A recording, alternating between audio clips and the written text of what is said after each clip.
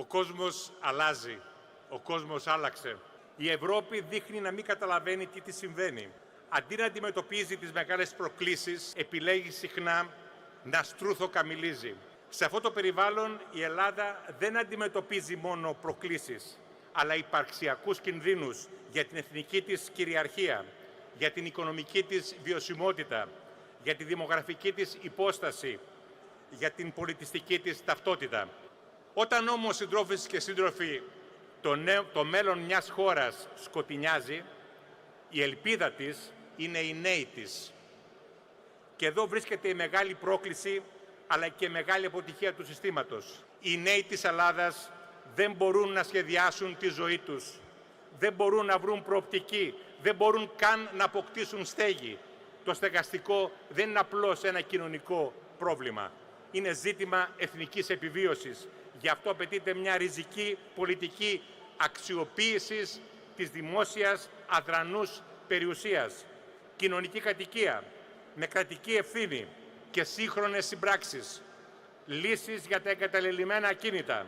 Αναζωογόνηση της περιφέρειας. Χωρίς νέους με προοπτική δεν υπάρχει μέλλον για τη χώρα. Το ΠΑΣΟΚ οφείλει να γίνει η πολιτική έκφραση των νέων. Αυτός πρέπει να είναι ο άξονας της πολιτικής μας, η κατευθυντήρια γραμμή του κινήματός μας. Μαζί με τους νέους, για τους νέους και για την Ελλάδα.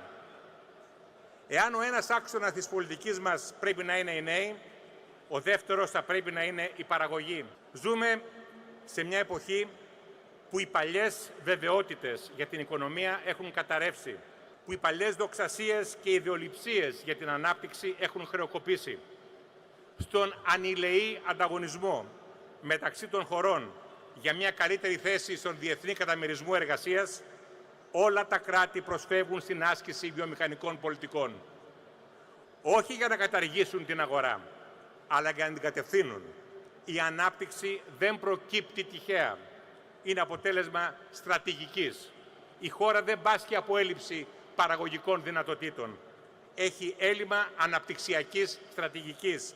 Αντιθέτως, έχει πλεόνασμα σε υψηλό κόστος ενέργειας, γραφειοκρατία, ψηφιακή και μη, ακριβή τραπεζική χρηματοδότηση, χαμηλή ποιότητα επενδύσεων. Το ΠΑΣΟΚ έχει ως εθνικό αναπτυξιακό στόχο μια οικονομία που αξιοποιεί το ανθρώπινο κεφάλαιο, επενδύει στην τεχνολογία, ενισχύει τους παραγωγικούς τομείς και μάχεται τον παρασιτισμό.